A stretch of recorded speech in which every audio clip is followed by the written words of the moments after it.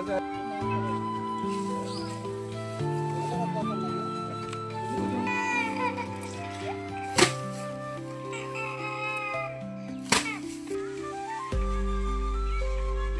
এর আগে লাগাই নাই, এবারে নতুন লাগাইছি।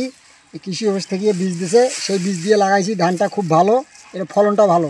আর এটা আবাদ করিয়ে আবার নতুন করিয়ে আবার শাক সবজি হাবি যাবি এগুলো করা যাবে, করলে আবার লাভ হবে। হাট জেলা কালীগঞ্জ উপজেলা কাকিনা নামক একটি জায়গায় এখানে উঁচু জমি, এটা আমন মৌসুমে আমরা ব্রিজ ধান ৭৫ ধানের আবাদ করার জন্য বলেছিলাম। এই ধানটা একটা বৈশিষ্ট্য হলো এটা অনেকটা আগাম ধান, প্রায় 103 থেকে 105 দিনে এটা ধান পেকে যায়, যার ফলে আগাম ধান আসে। এবং আগাম ধান আসাতে সুবিধা হলো এই জমিতে আগাম যে শীতকালীন শাকসবজি সেটা আবাদ করতে পারতেছে।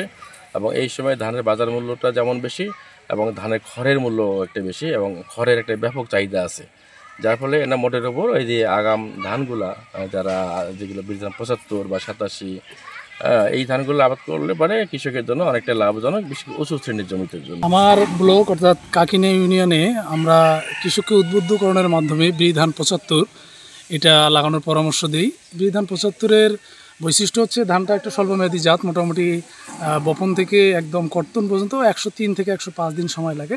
ফলে কৃষক এটা খুব স্বল্প সময়ের মধ্যে এটি কর্তন করে আগাম জাতের শাকসবজি চাষ করে, যেটি বাজারে মূল্য বেশি থাকে, ওই সময় বাজারটা চাহিদা ভালো থাকে, ফলে কৃষক খুবই লাভবান হয়। আগাম জাতের ফলনটি, এই জাতের যে ধানটা দেখতে পাচ্ছেন, ধানটা অনেক সুগন্ধযুক্ত, অনেকটা যে পোলাও চাল যে সেন্ট, সেই ধরনের একটু সুগন্ধযুক্ত একটি ধান।